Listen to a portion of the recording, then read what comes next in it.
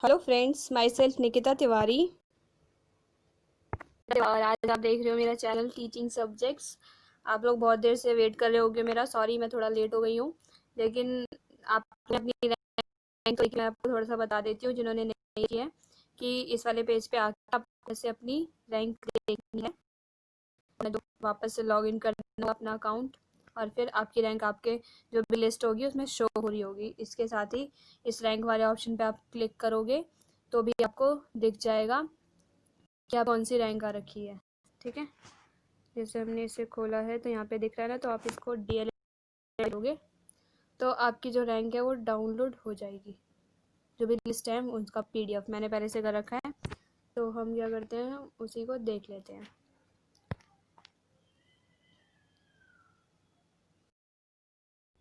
तो अब आप ये देख सकते हो कि ये जो लिस्ट है रैंक वाली ये दिखा रखी है और इस बार बच्चों के काफ़ी ज़्यादा मार्क्स आ रखे हैं 12th क्लास में, तो काफ़ी ज़्यादा जाने वाली है कट ऑफ इस बार की।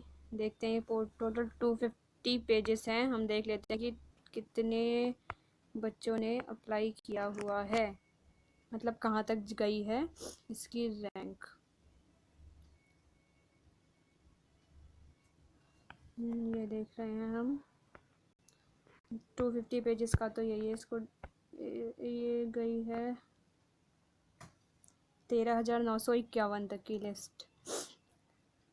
इस बीच में आप लोग सोच रहे होंगे कि आपका आएगा या नहीं आएगा। इस पे पूरा हम एनालाइज करेंगे कि क्या चीज़ें हो सकती हैं और इसके बाद आपको क्या क्या प्रोसेस करना होगा। ये आपने अपने लॉगिन करके देख लिया होगा और अभी आपको डाइट नहीं अलॉट हुआ होगा, वो तब अलॉट होगा जब फर्स्ट कट ऑफ निकल जाएगी तब। और अब ये लिस्ट देखकर आपको बिल्कुल भी घबराने की ज़रूरत नहीं है कि आपका नहीं होगा। आप ट्राई करो, होता है तो अच्छी बात है, नहीं होता तो फिर कहीं और देखेंगे। ठीक है, इसमें बिल्कुल भी आपको स्ट्रेस लेने की ज़रूरत नहीं है। तो हम अब बात कर लेते हैं कि क्या क्या हो सकता है और कितने परसेंटेज कितनी रैंक वाले बच्चों का हो सकता है। तो जो गवर्नमेंट डाइट है उसके अंदर हैं 1040 सीटें। ठीक है, तो जो बच्चे 1040 सीटों के अंदर आ रहे हैं उनका तो आराम से सिलेक्शन हो जाएगा। ठीक है, उसके बाद हम बात करते हैं कि और ऐसा भी नहीं है कि 1040 में के बाहर जो बच्चे हैं उनका बिल्कुल चांस ही नहीं है होने का, ऐसा कुछ नहीं है। क्योंकि इसमें भी काफ़ी सारे बच्चे होंगे जिनके पास डॉक्यूमेंट्स नहीं होंगे पूरे, या किसी ने कुछ गलती कर रखी होगी, तो इस वजह से भी बच्चे के जो है कम होते जाते हैं और फिर इसकी जो लिस्ट है फिर थोड़ी और आगे बढ़ जाएगी। और इसके साथ ही ये भी हो सकता है, ये भी होगा कि जो SC ST OBC कैटेगरी है उनकी जो कट ऑफ है वो हमेशा जनरल से कम ही जाती है। तो ये जो कट ऑफ बनेगी वो तो अलग अलग तरीके से बनेगी। इसमें तो सबको इकट्ठे करके दे दिया है, अलग अलग सेपरेट नहीं कर रखा, सब एक साथ लेके आए हैं तो ऐसी रैंक जा रही है।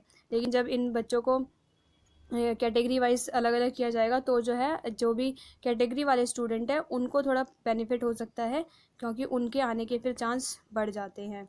ठीक है, अब हम एक एक चीज़ देखते हैं कि आगे के प्रोसेस में आपको क्या करना होगा और कब आपको जाना पड़ सकता है डाइट में। सबसे पहले तो हम जाके देख लेते हैं अपने प्रोस्पेक्टस को, जिसमें सारी डिटेल बता रखी है आपके कि कब आपको जाना है और कब नहीं जाना है। ओके, ये हमारा प्रोस्पेक्टस जिसमें कि सारी डेट दे रखी है। अगर आपको कोई भी कन्फ्यूज़न हो रही है तो आप इसको देखो और तो आपको खुद ब खुद पता चल जाएगा कि किस दिन क्या चीज़ें होंगी, और तब तक अपने सारे डॉक्यूमेंट्स को प्रिपेयर कर दो। वीडियो के एंड में मैं बात करूंगी कि क्या क्या चांसेस हैं, कितनी रैंक तक के बच्चों के चांस है कि उनका सिलेक्शन हो जाएगा। ठीक है, अभी हम देख लेते हैं कि आगे का प्रोसेस क्या है जिन बच्चों के मेरिट में नाम आता है उनके लिए। ठीक है, जैसे आप देख रहे हो कि 7 तारीख को आज जो भी इन्होंने बोला था जैसे कि ये अपना रैंक डिस्प्ले कर देंगे, वैसे इन्होंने डिस्प्ले कर दिया है। उसके बाद जो आपकी फ़र्स्ट मेरिट लिस्ट आएगी, कट ऑफ आएगी, वो आएगी 10 तारीख को। ठीक है, और उस दिन आपको पता चलेगा कि आपको कौन सा डाइट मिला है, और उसके बाद आपको 12 से 17 तारीख तक उस डाइट में जाके रिपोर्ट करना होगा। अपने डॉक्यूमेंट्स लेके जाने होंगे, अपने डॉक्यूमेंट का वेरिफिकेशन कराना होगा। ये सारा प्रोसेस आप जाके वहाँ पे कराओगे। कोई भी डॉक्यूमेंट छोड़ के मत जाना। आपसे रिलेटेड जो भी डॉक्यूमेंट है, आधार कार्ड, पैन कार्ड, इसके अलावा आपके 10th की 12th की जो भी मार्कशीट है सब कुछ लेके चले जाना, क्योंकि अब वहाँ जाके वापस घर आओगे इसमें काफ़ी सारा टाइम वेस्ट होगा।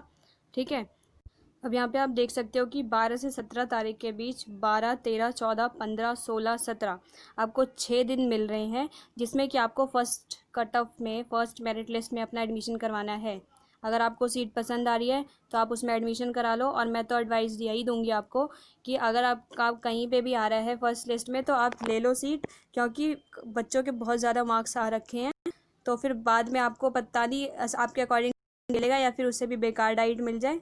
ठीक है, इसलिए जैसे जैसे आपको मिलता जा रहा है आप एडमिशन कट ऑफ हाई जाएगी इस वजह से।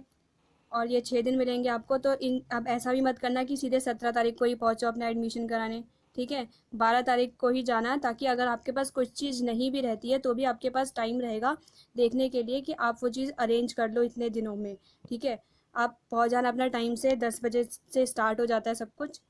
तो आप पहुँच जाना वहाँ पे, और जो भी टीचर्स गाइड करेंगे जैसे वैसे वैसे कर लेना। और अगर कुछ चीज़ आपकी रह भी जाती है, जैसे फ़ीस सबमिट करानी है 1800 रुपये, तो वहाँ पे भी कैफ़े होंगे। पहले आप जाओ टीचर से बात कर लो कि क्या चीज़ें कैसे करनी है। अलॉटमेंट फ़ीस को 1800 रुपये जो आपको सबमिट करनी है, अगर आपको अपना डाइट पसंद आ रहा है, नहीं आ रहा तो भी आपको फ़ीस सबमिट करनी होगी 1800 रुपये। और फिर उस डाइट में जाके अपने डॉक्यूमेंट्स को वेरिफिकेशन कराना होगा। ठीक है, उसके बाद अगर आप फर्स्ट इस डाइट में एडमिशन नहीं लेना चाहते तो फिर आप सेकंड लिस्ट में काउंट होगे। लेकिन अगर आपने फ़ीस सबमिट नहीं की और एडमिशन नहीं लिया इस लिस्ट में, तो आपका जो सेकंड लिस्ट में भी नाम नहीं आएगा। ठीक है, इसलिए फ़ीस सबमिट कराना आपका ज़रूरी है अगर आपका फर्स्ट कट ऑफ में नाम आ जा रहा है। अब जब आप वहाँ पे जाओगे तो वहाँ पे आपको कैफ़े भी आसपास मिल जाएंगे जहाँ पे आप ये सारी चीज़ें भी करा सकते हो। ठीक है, इसीलिए आप स्टार्टिंग में ही अपना एडमिशन जितना जल्दी हो सके करा लेना, क्योंकि जितना लेट करोगे और बाद में कोई डॉक्यूमेंट रह गया तो फिर दिक्कत हो जाएगी।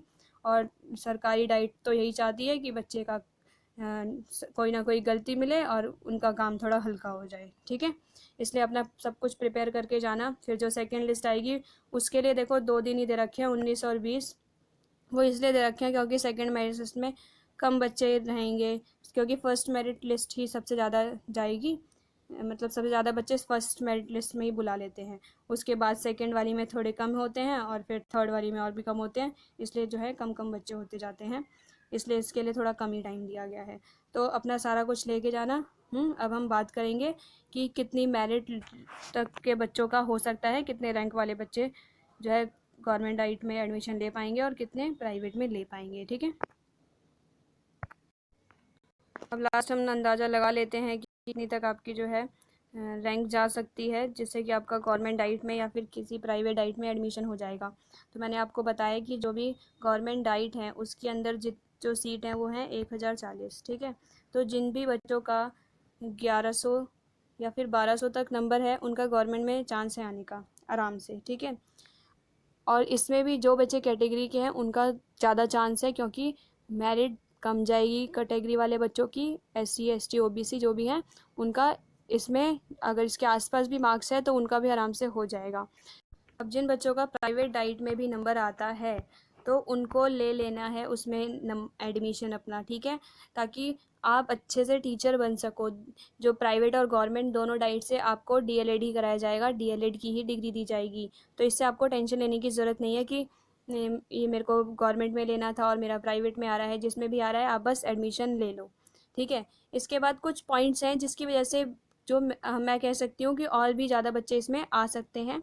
जैसे सारे बच्चों के जो डॉक्यूमेंट्स हैं, नंबर 1 पे सारे बच्चों के जो डॉक्यूमेंट्स हैं वो पूरे नहीं होंगे। ठीक है, सबसे पहले तो उनके सारे डॉक्यूमेंट ही नहीं होंगे, तो फिर इस वजह से भी काफ़ी बच्चे रिजेक्ट होंगे। सेकंड नंबर पे हम देखेंगे कि काफ़ी बच्चे फॉर्म ही गलत भर के आए होंगे। ठीक है, इस वजह से भी उनका जो रिजेक्शन हो सकता है, तो फिर आपको थोड़े और चांस मिल जाएंगे आपके नंबर आने के। इसके बाद जो हम थर्ड पॉइंट देखते हैं उसमें ये हो सकता है कि कुछ बच्चे तो फॉर्म जो है ऐसी फॉर्मेलिटी के लिए भरते हैं। ठीक है, कि देखते हैं यहाँ पे नंबर आता है या नहीं आता, तो वो बच्चे भी एडमिशन नहीं लेंगे। तो अगर ऐसे करके कुछ कुछ बच्चे भी निकलते हैं और अगर आपको चांस मिलता है तो कितनी बढ़िया बात है। ऐसे ही होता है ज़्यादातर। और इस बार काफ़ी बच्चों ने एडमिशन इसमें इसलिए भी ले लिया है क्योंकि बाकी कोई फॉर्म ही नहीं निकल रहे थे। ठीक है, DU के फॉर्म हो गए या फिर बाकी यूनिवर्सिटी के फॉर्म हो गए, उसमें इतनी जल्दी रिज़ल्ट ही नहीं निकल रहा है कि उन सब की जो निकलती है कट ऑफ, उन सब में ही काफ़ी डिले हो रहा है। और इसके साथ साथ जो उनका एंट्रेंस टेस्ट होता है वो भी नहीं हो रहा है। इस वजह से सारे बच्चों ने यहाँ DLED में ही सब कुछ जल्दी जल्दी हो रहा था तो सब ने यहीं पे एडमिशन ले लिया है। इस वजह से भी ये लोग कट ऑफ ज़्यादा जाने वाली है। जिनका नहीं हो रहा उनको टेंशन लेने की ज़रूरत नहीं है, ठीक है। बी पॉजिटिव, यहाँ नहीं हुआ तो कहीं और होगा, ठीक है। ऐसा थोड़ी है कि आप बैठे रह जाओगे, तो आपको बिल्कुल भी टेंशन लेने की ज़रूरत नहीं है, ठीक है। हैप्पी रहो। और जिसका नंबर, आप मेरे को अपनी रैंक बताओ कितनी आ रही है, ताकि मेरे को भी थोड़ा पता चल जाए कि हमारे साथ जो बच्चे हैं उनकी कितनी कितनी रैंक आ रही है जो हमसे जुड़े हुए हैं, ठीक है। अगर आपको वीडियो पसंद आए तो प्लीज़ लाइक करना, ठीक है, सब्सक्राइब करना और शेयर करना, ठीक है। All the best.